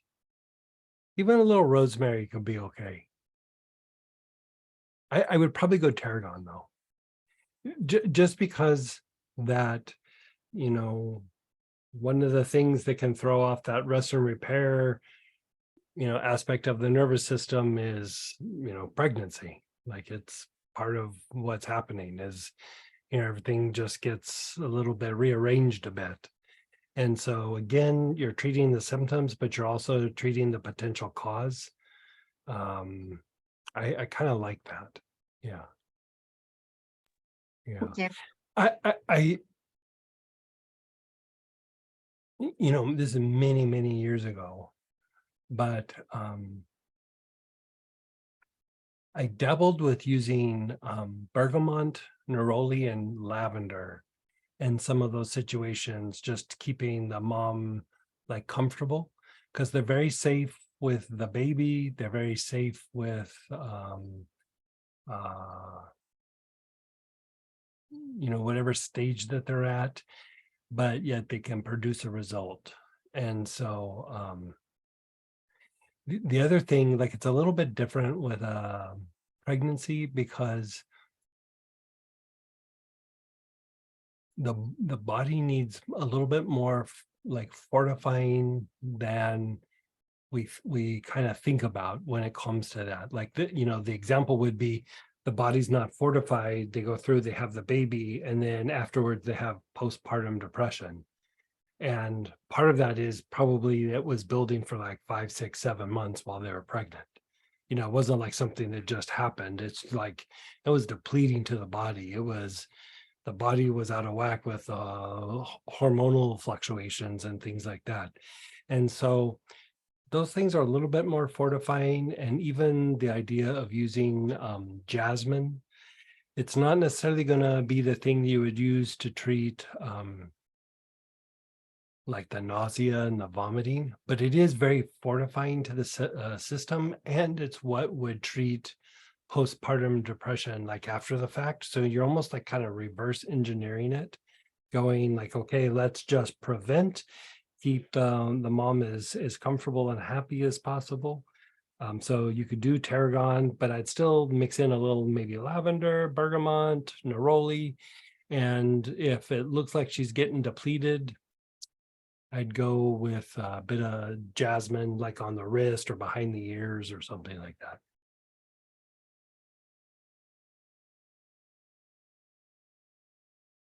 Very good. Question came up, is the lobelia and hyssop inhaled applied to the skin or ingested for the sternococcal mass? Yeah, hyssop is inhaled. Lobelia is an herb that you would get in capsules. Like, get capsules, not a tincture, and you would take 1 to 2 capsules. Most people, I would say, just take 1 capsule twice a day.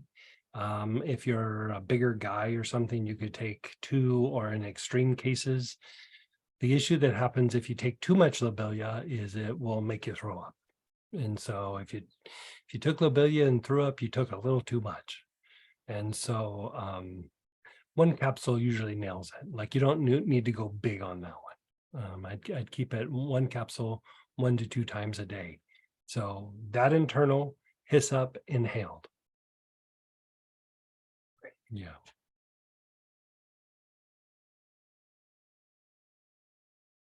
Boy, lots of good questions. Yeah. I think that's it for Okay, now. we're good. So, over the weekend, we did a couple of the classes, 2 one-day classes, and one of them was about brain fog, but we were doing things about opening up the diaphragm a little bit more, and we did things for the inhalation and the exhalation component. But in the Tuesday night things, we've been doing a little bit of this movement stuff with opening up the rib cage a bit. And so I'd like to do a little bit more of that. Even if you were there on Sunday, it's always nice to do it again. And if you weren't there on Sunday, then good exposure. So pull out a pine, a terebinth, or chocolate root cleanser, Hunzia,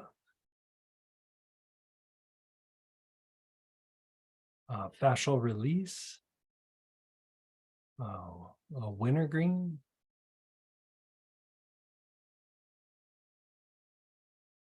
let's see where everybody's at with that. If we need to do others, we'll do others.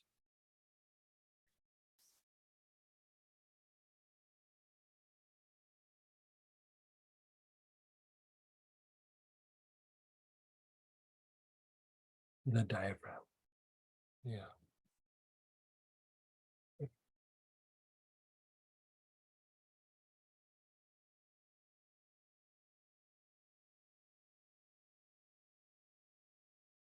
I think we're good.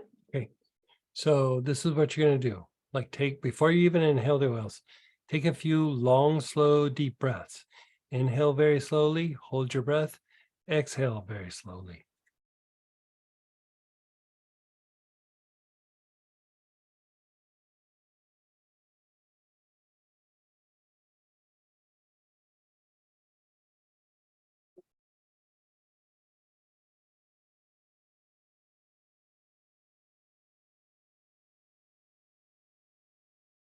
Long, slow, deep breaths, and then just be still.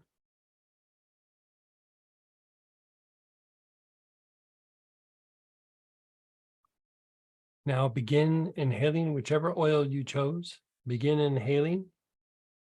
Your awareness is on your lungs. You're taking long, slow, deep breaths with your awareness on your lungs.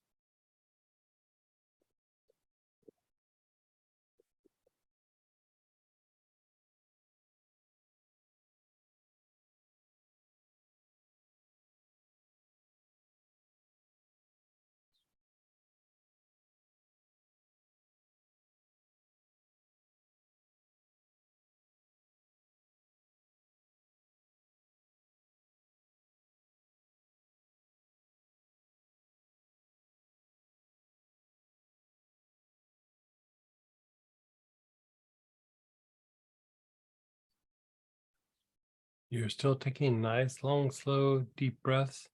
Your awareness is on your lungs.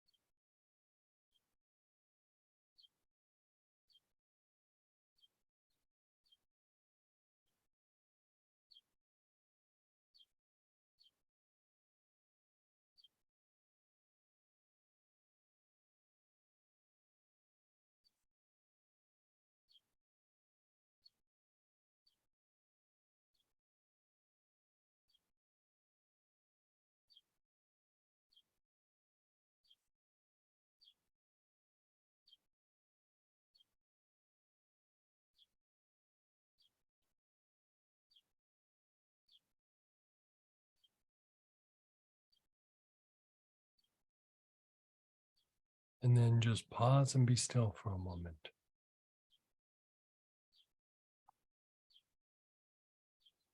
Take a few long, slow, deep breaths. Just notice how your chest feels.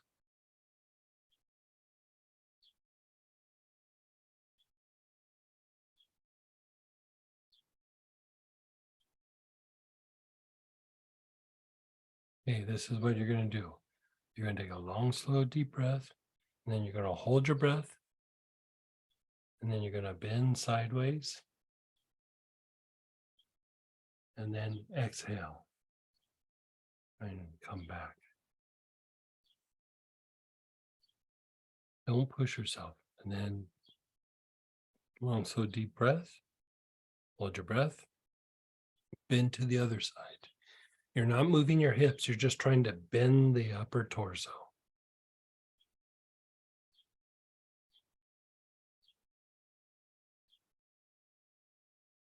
And then let it go.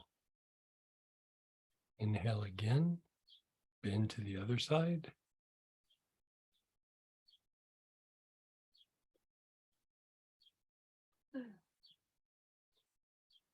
Bend to the other side.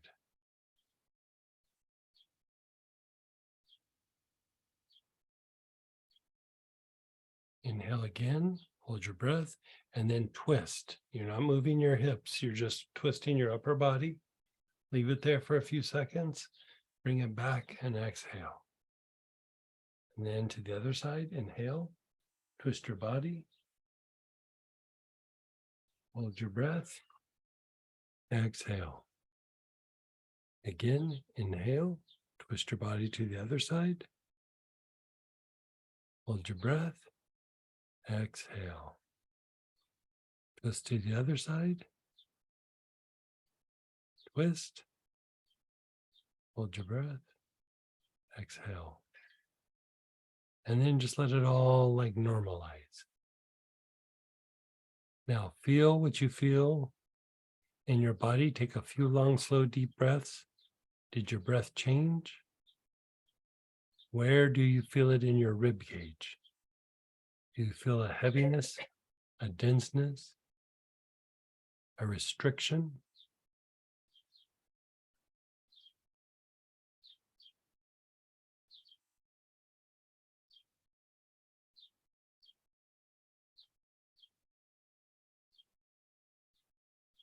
Especially the sides.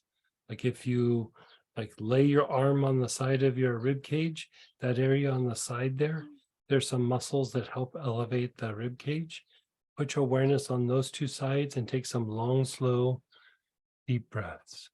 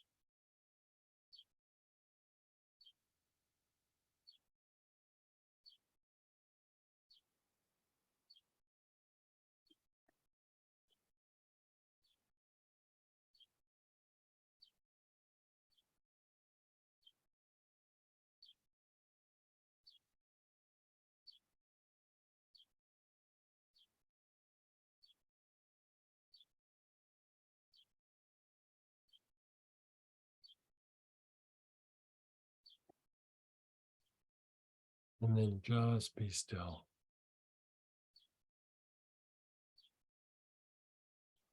Your awareness is on the backside, your chest, that area between your shoulder blades, not so much the chakras.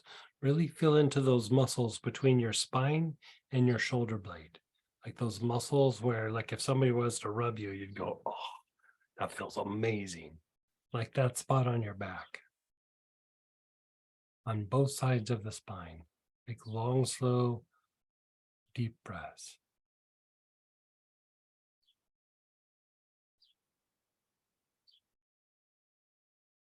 How's that feeling on you? Or is-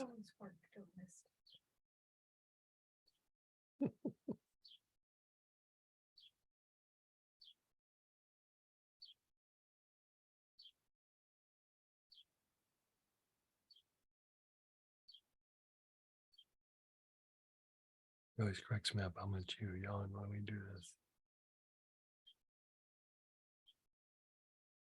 I don't know about you guys, but Samantha's yawning about 2 times a minute.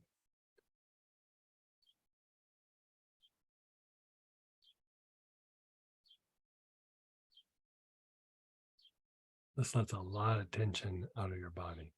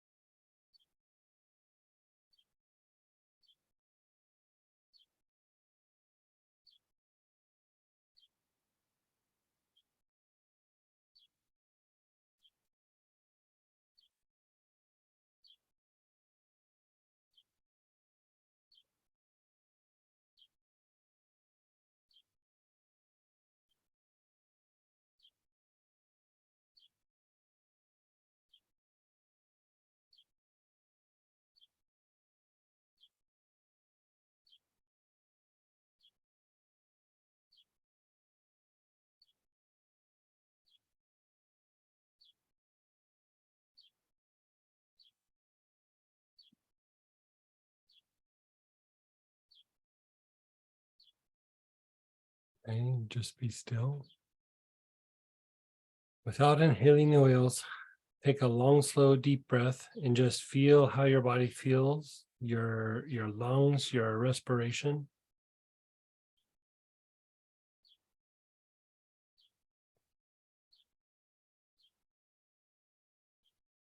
Now, let's do an experiment. Do one side of your chest, like so from the breastbone all the way across the chest muscle, all the way over to the armpit area. Let's do the left side. So take a long, slow, deep breath with your awareness just on the left side of your chest. Let's just see what happens there.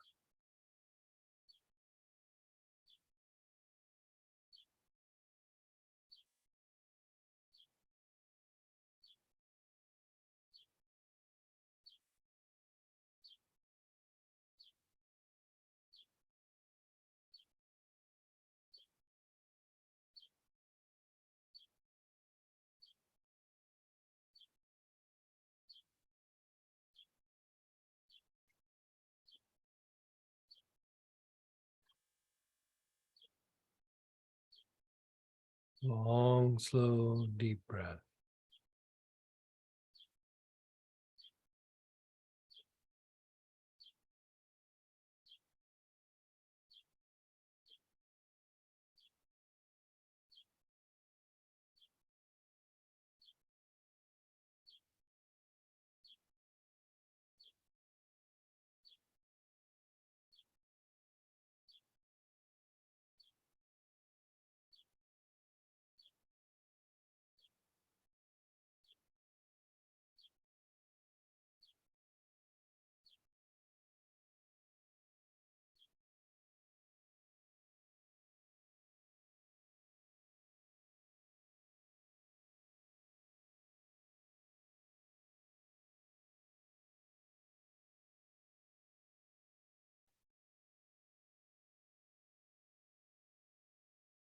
Okay, now just stop, let go of the inhalation.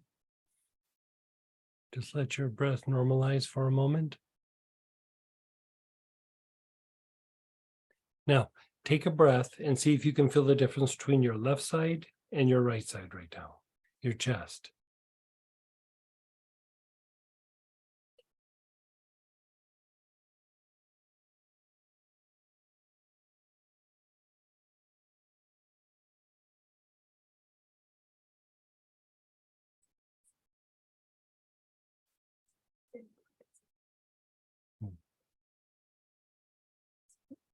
Like, so Samantha said, like the left one feels like it's almost deflated because it's so relaxed.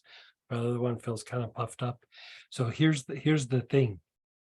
Part of what happened after COVID, people would have like tightness in their chest. They would have almost like cardiovascular type symptoms. But when the chest muscles are really super tight, it actually causes what you call like pseudo heart attack kind of feelings.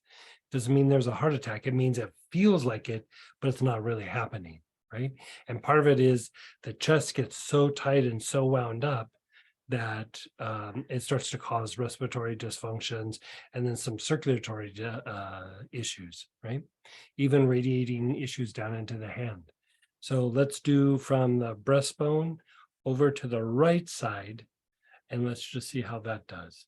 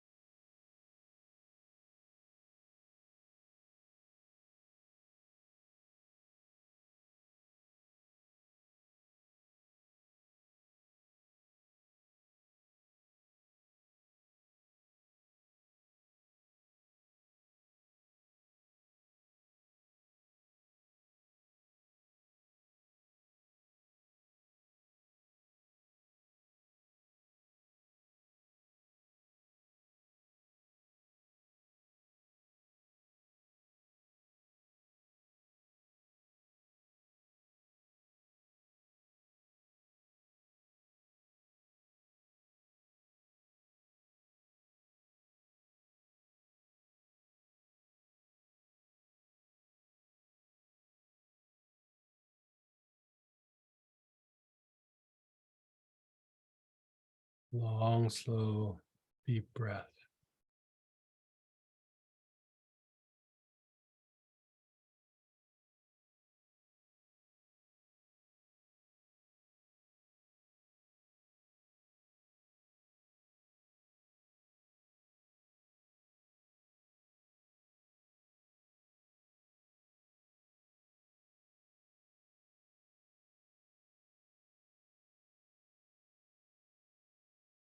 Now tap your breastbone, tap your breastbone. Just focus on the breastbone itself. Focus all your attention on this like center area where your breastbone is.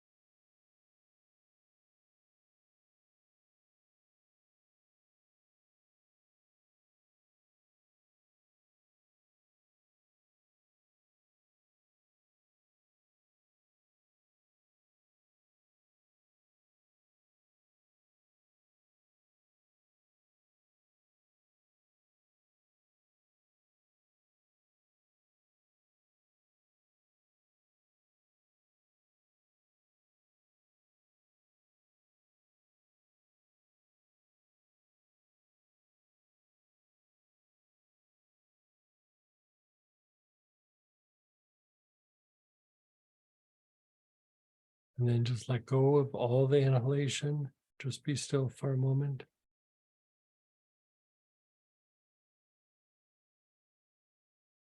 Take some long, slow, deep breaths, but without the oils. As you inhale, what do you notice?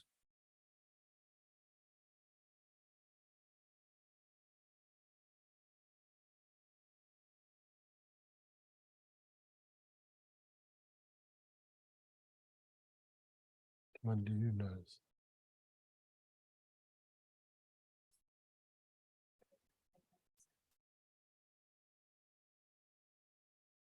How about your breathing? How's your breathing?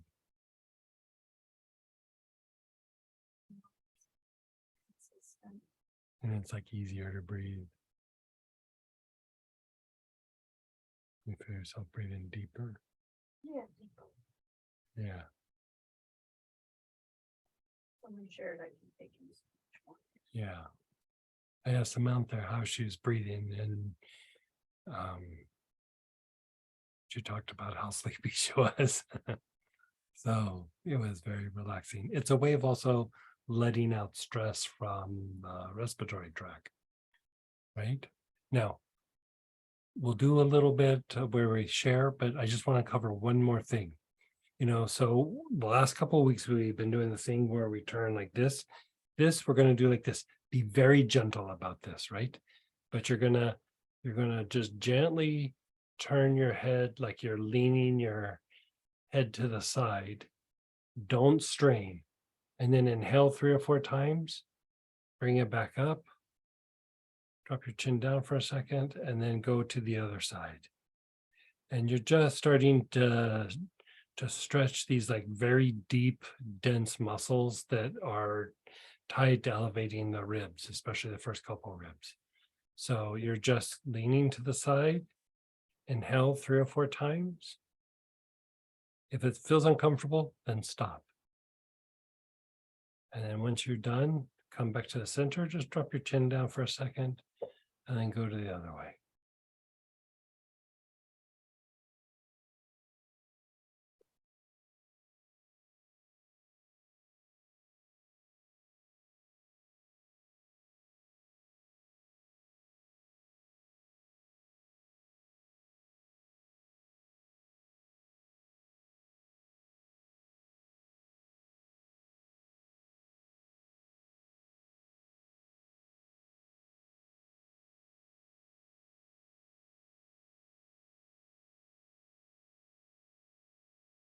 You know it.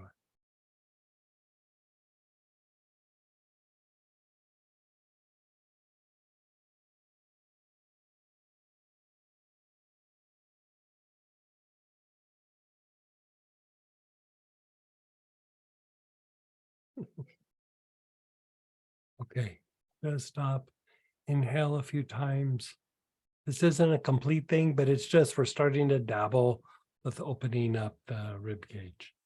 So let's share a couple of experiences. We have a few minutes before I get a slide over to Astara. So let's go ahead and just share for a moment. And you can unmute yourself too, guys, especially if you want to share or ask questions. Someone said, is my breastbone connected to my crown bone? Is your breastbone? Oh, to the top of the head? The heart and crown, but not necessarily the bones. I mean, sometimes there can be fascial lesions here that might throw off posture and things like that, but Automatically switched from chest breathing to belly breathing. perfect. Whoever said that, perfect. That's exactly what we were shooting for. Amazing. Good for you. The chest breathing without therapy is hard to just stop. Like it's just your muscles are already functioning in a particular way. You really have to start targeting certain aspects to really unwind it. And the goal is to be able to relax the chest and have the belly breathing happen. But, you know, without going through and doing releases, it's hard to do on your own. It's really hard to do on your own. Good for you, that was. When we did the side neck thing, I wasn't even straining. And like when I breathed in the first time, I could feel like tension in my neck. And then after the next Yeah. two, it wasn't there Yeah. anymore. So the thing with the side to side is it does help to release some of the muscles that help to elevate the rib cage. And these muscles also kind of give you your ability to hold your head upright. Like if they weren't functioning right, your head would flop from side to side, right? But they also impact the nerves that go down into the arms. So you're not just unwinding the neck or the breath, you're also unwinding the flow of nerve activity going down both arms. And go ahead, Barbara. Hey, Barbara. Hey, Greg, I have a friend who was recently diagnosed with pulmonary fibrosis. Would something like this be? I mean, it Helpful or- wouldn't hurt, but God, I was just reading something about that. Let me look that up.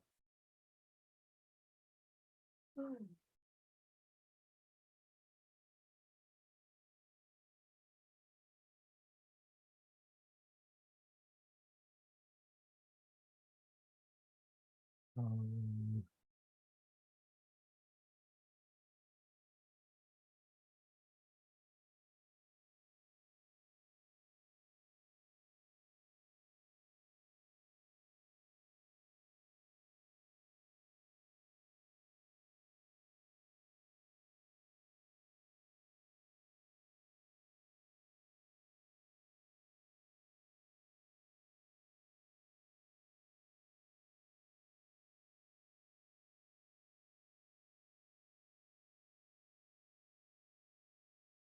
I don't know where it's at. I just read something about that. Let me get back to you on that. Thank you. I mean, I would just be guessing at, I have some old notes on it, but I just read something that was very intriguing in treating fibrosis like that. I'll have to go through and it actually might have been in the trigger point anatomy stuff. So we can cook up a way to treat that. Someone shared, my spleen felt less compressed. Same for my liver, breastbone softer. Oh, good. Like sometimes the things on the sides of the ribs are actually what causes the issue with the spleen and the liver. Sometimes people would complain of liver issues like liver pains and stuff. And I would treat the area up kind of just below the shoulder blade, but on the side of the ribs. and pain gone. Yeah. And go ahead, Cindy. Hey, Cindy. Hey Greg, is this that what we just did, that protocol? Is this something that you would do in a short, separate? Do you know what I'm asking? Mm-mm. Okay, What do you- like you would just do, sometimes you take one segment and you put it separate and have it on YouTube. Oh, yeah, we could do that, right? Or no, or Yeah, I mean, I was gonna clip the whole little practice here. Is it a piece in this practice you want specific? I think she's just talking about the whole, like doing the rib cage and the neck and all that. That's right, the whole Yeah. thing. Yeah, we'll call it aroma yoga. Yeah, I mean, Yeah, we get it, we'll we'll do get it it. clipped and we'll get it up, so. Yeah. Yeah, Okay, thanks. We are going to be going deeper and deeper on doing this like positional release. Like really what we're talking about is using oils to do positional release. And so we can start doing like a little playlist. You know, because I really want to explore the whole rib cage, neck, jaw, sides of the head for respiratory function right off the bat. You know, with all the COVID stuff, I think some of it is actually soft tissue, not just the respiratory tract itself. I could feel a big release. That's Yeah. why I asked. And it, I think I do need to release a lot of tension in that area. And if you think about it, it's tied to stress response, it's reducing stress in the body. Like Samantha was literally like every minute she would take 2 big yawns and then the next one, 2 big yawns. And you know, you're allowing your body to reset, you're letting out old stale energy, you're rebooting, you're going into a deeper level of relaxation. Who couldn't use that? I mean, who seriously, who couldn't use that these days? Yeah, real nice. yeah. Anybody else?